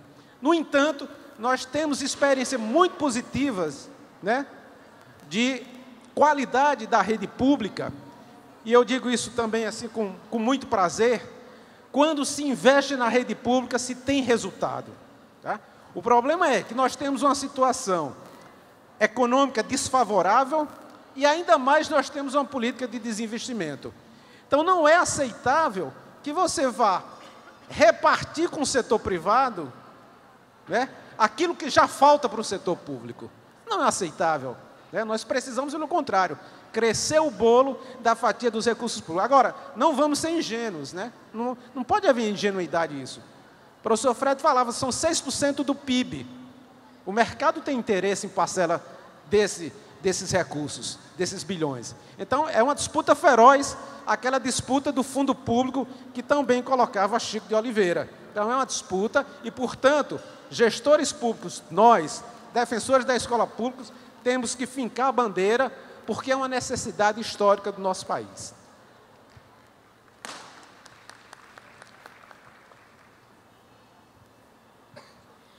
Eu queria agradecer pela pergunta, acho que ela é bem importante no cenário que a gente vem vendo. Então, todo o histórico que a gente fez aqui, mostrando sobre uma construção histórica de políticas educacionais no Brasil e depois um processo de desmonte dessas políticas nos últimos anos, especialmente via Emenda 95, ela não é por acaso, né? Então, parte dessa intenção do desmonte da política pública chega a um ponto de precarizar a política pública, inclusive para reforçar o argumento da educação privada e destinar mais recursos para aquilo. Eu tenho acompanhado muito o debate internacional sobre educação. Ano passado eu estava na ONU em Nova York acompanhando esse debate e existe uma polarização muito grande sobre modelos educacionais que queremos, e aí tem um modelo que é um modelo muito baseado em uma proposta de educação que serve ao desenvolvimento econômico, então a educação como um vetor para o desenvolvimento. E aí, quando a gente fala da educação como um vetor para o desenvolvimento, nessa perspectiva, ela simplesmente deve ser formulada em bases de um modelo que pense como função para aquilo e não como fim em si mesma, né? E aí uma outra polarização que olha para a educação como direito humano com fim em si mesmo. Então, e que não exclui o desenvolvimento como consequência, né? Mas a educação sai de um vetor para o desenvolvimento como finalidade e se coloca dentro de uma posição de direito humano que precisa ser garantido, independente de se aquilo vai gerar um desenvolvimento econômico ou não. Mas quando a gente pensa na garantia do direito à educação como direito humano, ele vai gerar um desenvolvimento econômico, né? Afinal, porque ela é consequência da educação crítica, emancipatória, que torna os seres humanos completos, né? e íntegros em si mesmo, nesse desenvolvimento da educação integral. Bom, nessa polarização, a gente tem visto modelos educacionais e modelos de financiamento da educação que acabam trazendo muito recurso privado para uma educação mínima. Né? Então, uma educação com modelos estandarizados, com grandes provas em larga escala e com uso de ferramentais que não necessariamente chegam ao objetivo do desenvolvimento da educação. E, dentre desses modelos de financiamento, eles passam por financiamentos de Banco Mundial, etc.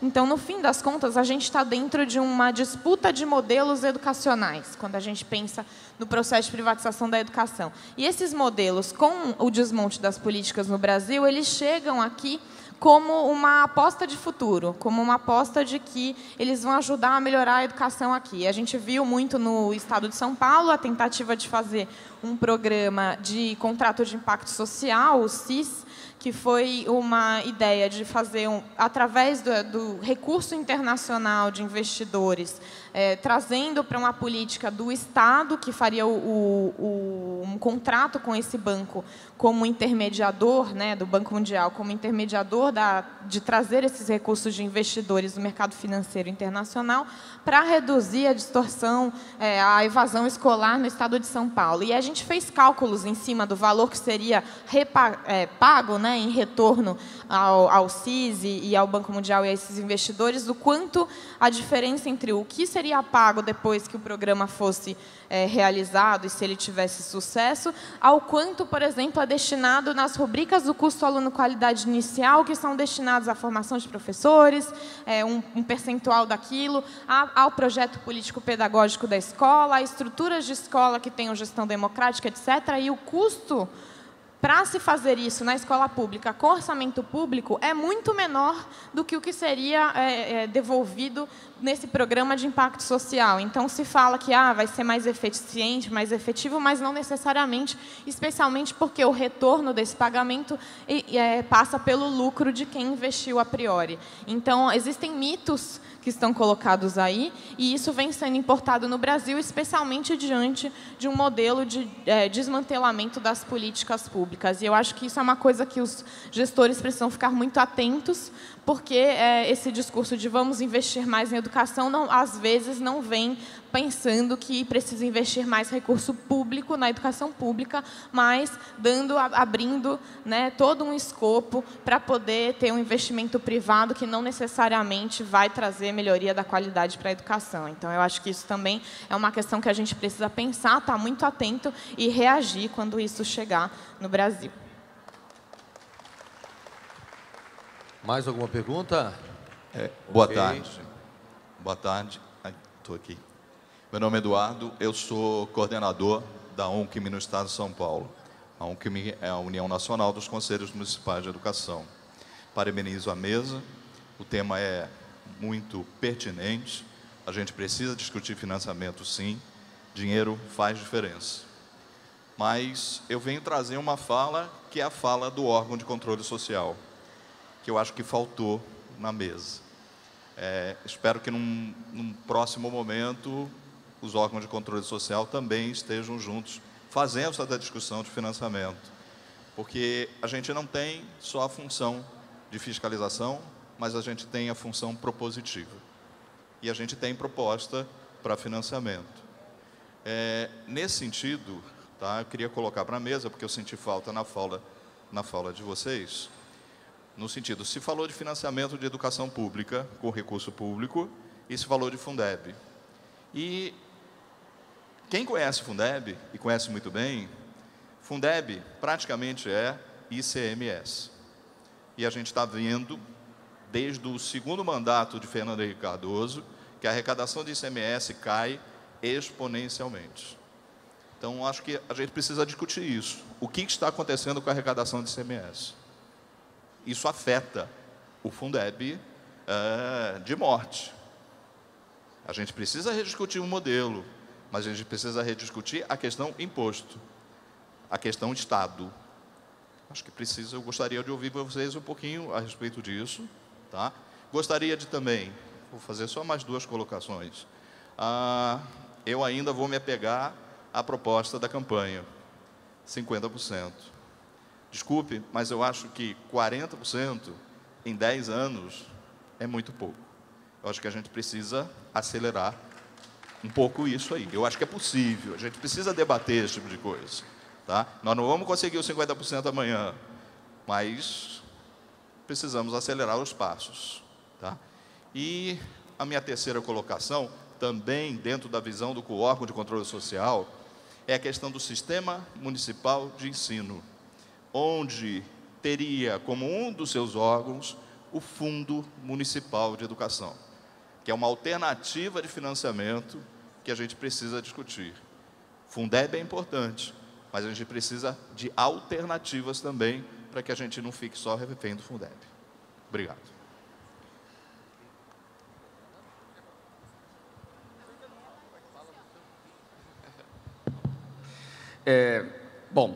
Eu confesso que eu não entendi realmente muito bem a colocação sobre a questão do ICMS. A arrecadação do ICMS, na realidade, é o principal item de arrecadação dos estados, inclusive não apenas por causa do Fundeb, né? Mas, efetivamente, é o principal item de arrecadação de todo e qualquer estado do Brasil. É a principal fonte de receita de todo o estado do Brasil.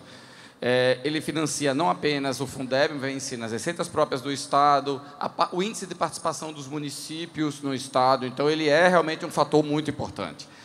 Como regra geral, realmente o que tem ocasionado eventuais perdas de arrecadação de ICMS é basicamente o fator econômico. O ICMS é um imposto totalmente dependente do fator economia, na realidade. Isso é algo indiscutível, na realidade. Não houve nenhum impacto específico do ICMS em relação ao Fundeb.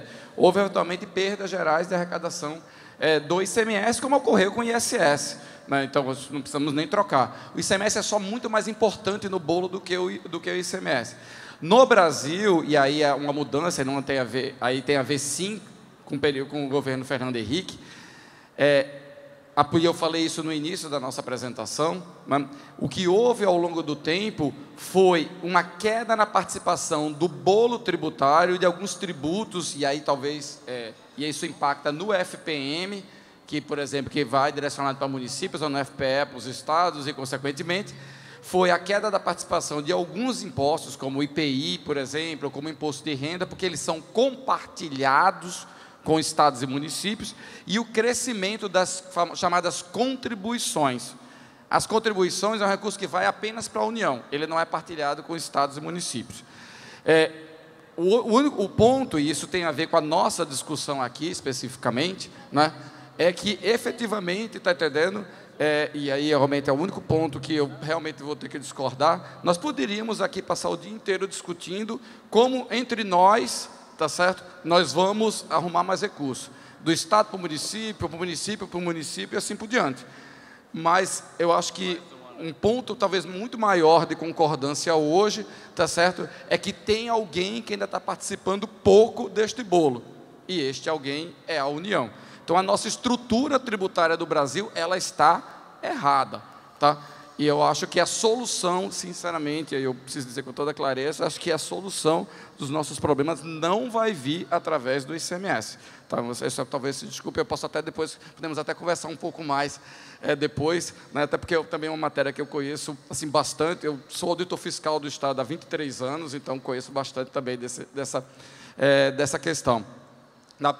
E aí eu acho que realmente tem algumas discussões importantes. Só para não deixar claro, nós não estamos, quando eu falei a história da proposta dos 40%, até disse isso com bastante clareza, nós poderíamos discutir 50%, 60%, 70%, 80%, tá? A gente poderia discutir vários números, tá? Só que nós, e aí vem a dificuldade, né, em qualquer outro fórum para discutir qualquer número, só que nós temos aquela obrigação, e aí o CONSED é uma entidade que vai para lá para a discussão, de a gente apresentar uma proposta que a gente possa depois comprovar, inclusive, do ponto de vista financeiro, de que ela é factível. Para vocês terem uma ideia, a própria CNM, que é uma entidade de representação dos municípios, tem defendido os 30%. Tá? Porque, na realidade, não é uma tarefa simples, também não vamos também simplificar, né? Não há solução simples para problema complexo. Tá? A gente também não adianta simplificar. Eu acho interessante, não é que a gente não concorda, viu, Andressa, para deixar bem claro, eu falei até isso bem no início, não é que nós não concordamos, por mim era para ser 60%, 70%, poderia ser até muito mais. Tá? E 50% é um número muito bom. Só que o que eu estou vendo hoje, eu digo de quem está lá, independente da nossa vontade, eu estou vendo que a discussão que está mais firme hoje é a dos 30%. E isso é o ponto de preocupação. Então, nós quase que entramos, nós com o CONSED, estamos com essa proposta alternativa dos 40%, não por achar que 40% é o ideal, não, tá? A gente poderia estar discutindo um valor muito maior. Mas é porque a gente está percebendo que está se fortalecendo lá, é a discussão mais forte que tem hoje no Congresso, é a discussão dos 30%. Tá? Então, a gente precisa, não adianta a gente poderia dizer que também que é 50%, tudo de imediato.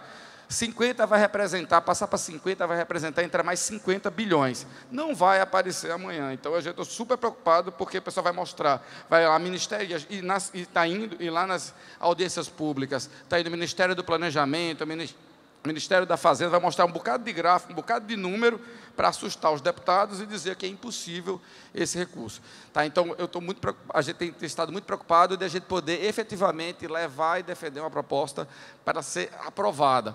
Que nosso maior receio é que a gente continue, se ela não for aprovada dentro desse contexto, a gente pode ainda levar mais 20 anos pela frente aí nessa discussão. Muito rápido. Eu só vou aproveitar aqui um pouquinho a fala e dizer o seguinte. Nós prezamos da sustentabilidade ao financiamento da educação, né, como um todo, obviamente, mas, sobretudo, também para os municípios. E uma preocupação que eu vou levantar aqui. Eu vejo hoje um movimento muito grande dos estados de ficar exclusivamente com o ensino médio. Então, na prática, os estados estão jogando uma demanda muito forte para os municípios do ensino fundamental e do ensino fundamental 2. Então, o que é que eu vejo? Quer dizer, os municípios rapidamente estão encontrando uma demanda reprimida de vagas pelo ensino fundamental, né, porque já tem a sua rede, mas os estados, por exemplo, na Paraíba, foram fechadas em torno de 200 escolas da rede estadual. Seja pelo reordenamento da rede, seja porque, na prática, força a que esses estudantes se desloquem para a rede municipal de ensino. né? Então, é uma situação muito delicada, né? Tendo em vista, como já vimos, que as condições de financiamento não são suficientes. Então, é uma situação muito delicada que nós temos que ver, tanto do ponto de vista das responsabilidades, a gente também não pode falar só e exclusivamente dos recursos, mas temos que falar das responsabilidades e das responsabilidades compartilhadas e, obviamente, também da mudança do padrão de financiamento com relação à nossa carga tributária, que é um debate muito complicado de fazermos aqui, mas é preciso dizer, hoje, nessa discussão política, muita gente diz, olha, vamos reduzir a carga tributária. Bom, reduzir a carga tributária, o que é que significa para nós? Significa reduzir os recursos da educação, por exemplo. Então, é preciso fazer uma discussão em termos também da carga tributária e de uma reforma tributária que privilegie aqueles entes que estão realmente com as despesas das áreas sociais em suas mãos, estados e municípios. Então, eu acredito que esse elemento é muito importante para juntar-se ao debate também do controle social. Evidentemente, concordo com o colega, faltou um pouquinho esse debate aqui, talvez pela situação que estejamos vivendo, de uma afronta tão grande às condições do financiamento, que nós não estamos falando de como fiscalizar, e sim como não deixar que esse dinheiro suma do bolso, digamos assim, das secretarias municipais e estaduais. São duas questões rápidas, eu prometo. Eu dei 5 minutos, agora eu vou ocupá-los. Não 5, eu estou brincando. Eu queria primeiro dizer que a UNCM sempre é muito importante em todos esses debates, né? E a gente sempre faz um trabalho. A UNCM também integra o comitê diretivo da campanha, e esse debate junto com a UNCM é sempre de qualificar todo esse processo de controle das políticas e de formulação também. Então, são duas coisas, principalmente. Uma primeira é, puxando o gancho daqui, a gente, nesse austeridade e retrocesso e no Economia para Todos, que a gente divulgou antes, para poucos, né? A gente trabalha também sob a perspectiva de uma reforma tributária, e especialmente com taxação de grandes fortunas, enfim, todo um debate antigo já e que a gente não consegue colocar em prática, e também de uma nova economia que pense na centralidade dos direitos humanos. Então, a gente também convida todo mundo a ler esse documento e está bastante explicado sobre isso. Eu acho que sobre os 50%, os 40%, os 30%, é uma discussão extensa, e eu entendo completamente a fala de que a gente precisa ser realista, né, no que a gente está propondo. Mas aí eu tenho duas questões a colocar. A primeira é que o debate dos 30% ele tem sido mais debatido porque a PEC da Câmara, que foi no começo, na sua origem do texto, ela vem com a proposta de 30%, foi a que já avançou. Né? A do Senado ainda não saiu da relatoria, que está com a senadora Fátima Bezerra, e ainda não deu andamento no debate. Então, eu acho que quando entrar o debate no Senado, a gente vai ter um pouco mais acalorado esse debate do quanto de complementação. Mas aí até o próprio Fred falou que o 50% traria 50 bilhões. Né?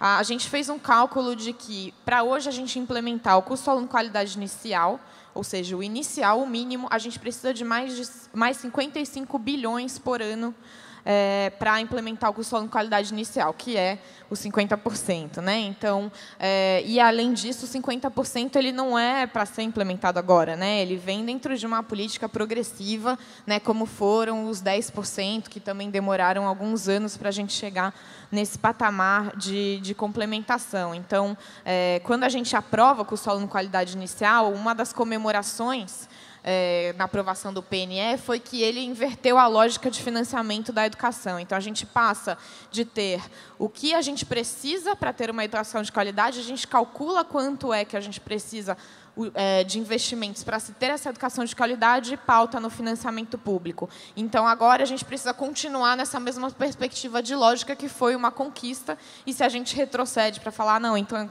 é o quanto a gente tem, a gente continua retrocedendo num discurso. E hoje, o orçamento da União é de 3,57 trilhões de reais, o que são 55 bilhões, perto de 3,57 trilhões de reais. Né? Então, na verdade, uma falta de priorização. Fica bastante claro. Bom, então, boa tarde. Né? Eu sou de Colinas do Tocantins, professor Odilon. É um prazer a gente ouvir falar de uma deputada nossa, né, que tem defendido a educação. A gente fica triste porque nós temos 8, né? Poderia ter mais deputados lá defendendo a educação, assim como nosso país inteiro, né? E eu gostaria de fazer uma pergunta, que eu vi falar de Fundef, depois Fundeb, e há um questionamento hoje junto com os prefeitos e as prefeituras, que é muito relevante. É a questão de uma ação que estão entrando na justiça, alguns municípios já estão ganhando, e às vezes fica até um pouco complicado, que não sabem como aplicar. E aí eu gostaria que vocês falassem um pouquinho da histórica desse recurso que vem para financiar a educação. Rápido. E também ali o auditório, né, como se diz a história, pediu para fazer uma pergunta, como era a última pessoa a fazer pergunta, sobre o impacto do pré-sal como investimento na educação, fazer toda essa histórico aí do pré-sal. Obrigado. Bom, vamos ser breve aqui. Quem gostaria? Começa você.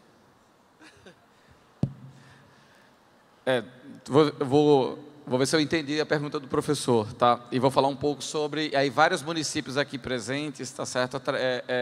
Têm acompanhado de perto, né, as discussões que envolvem, não são todos, né, porque eram só os municípios que já tinham complementação, porque a ação do Fundef envolve complementação, então tem que envolver municípios, estados que têm complementação, que mesmo lá atrás eram basicamente estados do Nordeste e alguns estados da região Norte, tá? E aí eu não me lembro exatamente, viu, professor, a situação específica de Tocantins, tá? Mas qual é o ponto? Desde o nascimento, né, eu vou explicar os detalhes, aí muitos já conhecem aqui, desde o ponto do nascimento do próprio Fundef e hoje também a política do Fundeb, você tem um custo, né, um valor aluno, né, anual, né, que é comum para todos. E ele é quem pauta, na realidade, o quanto vai ser a complementação. Se o Estado não consegue atingir aquele per capita, é feita a complementação.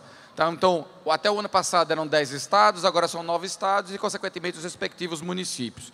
O Fundef era um outro mecanismo, mais focado, né? Mas ainda assim ele já tinha esse grande balizador nacional. Num dado momento, né, algum personagem, né, resolveu fazer uma alteração nesse formato, criando patamares regionalizados, né, através de decreto.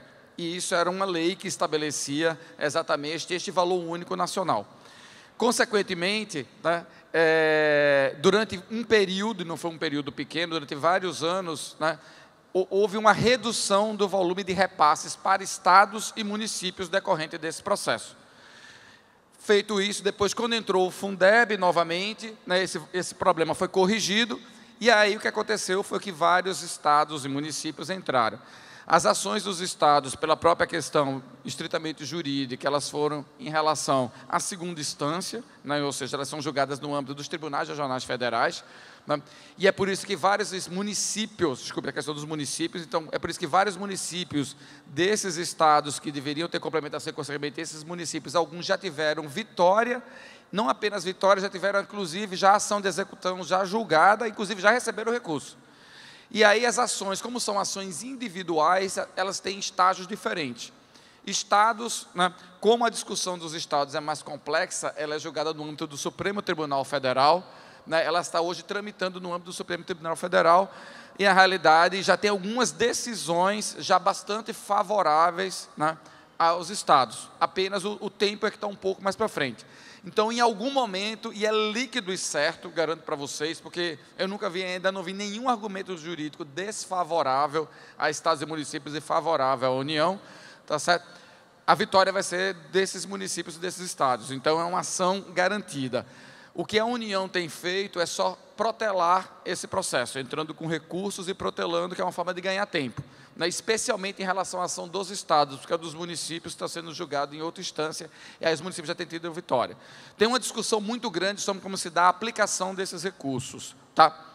A primeira discussão, vou contar todas as discussões, tá? Vou roubar um pouquinho do tempo, porque acho que é bem útil para vários municípios, que essas discussões estão ocorrendo, inclusive, nos ministérios públicos, envolvendo especialmente os municípios que estão começando a receber esses recursos. E como eu estou acompanhando de perto, né, eu também posso falar um pouco para vocês.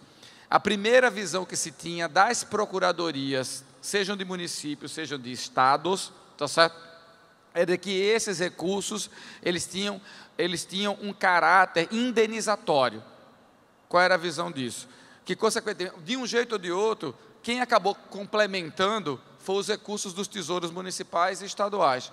E, consequentemente, esse recurso que estava chegando para os municípios, que não chegou ainda para nenhum estado, poderia ser utilizado de qualquer forma pelo estado. E aí houve uma grande discussão, né? E hoje o entendimento, a partir de um primeiro entendimento que houve no Tribunal de Contas da União, e hoje está caminhando num ritmo mais forte do âmbito do Supremo Tribunal Federal, é que ele deve sim, ele não tem caráter indenizatório, e ele deve ser utilizado, tá certo, para a área de educação. Então, consequentemente, o recurso perderia o caráter indenizatório e, consequentemente, ele tem sim que ser aplicado em educação, inclusive seguindo a mesma linha, né, do que era aplicado em recursos específicos dentro das regras do antigo Fundef. Uma outra discussão era, eles têm um caráter indenizatório, por exemplo, em relação aos 60%, né, que tem que ser aplicados em folha de pagamento para os professores, tá? Então, houve várias discussões também nesse sentido. Tá? Ou seja, teria que ter, primeiro, se era um direito individual dos professores, e segundo, se era depois a aplicação do recurso. A tese que hoje está mais forte, né, as decisões mais recentes, é no sentido que tem que ser aplicado em educação, mas não necessariamente tem que observar os 60-40. Tá? Entretanto, a maior parte dos municípios, e é meio que natural, porque a nossa demanda maior é com o pessoal mesmo, se a gente já está aplicando 60%, quase 100% do Fundeb, muitos já passaram os 100%, e quem não chegou no 100%, está bem pertinho dos 100%. Então, vai acabar aplicando em pessoal mesmo, tá? Então, vai acabar observando 60%. Então, a discussão, acho que não tem muito tempo para prosperar. Então, acho que é mais ou menos essa sim, talvez sejam as principais discussões com relação nesse sentido. Rapidamente, com relação ao pré-sal, no primeiro momento, realmente foi um ganho muito grande. Tá? Foi ou não, ainda é. Tá? Porém, ele não teve o impacto imediato que nós gostaríamos, que por uma série por um contexto que a gente podia levar a tarde toda discutindo, da situação dos investimentos do país, da exploração do petróleo, da situação da Petrobras, né, da mudança do preço internacional do petróleo, que no momento inviabilizou a busca do pré-sal, tá certo? Esse recurso foi bastante prejudicado. Mas é importante, né, a gente não achar que essa perspectiva deixou de existir, tá?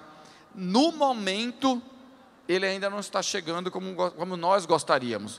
Mas ele é um recurso muito poderoso, porque este petróleo do pré-sal ainda está lá.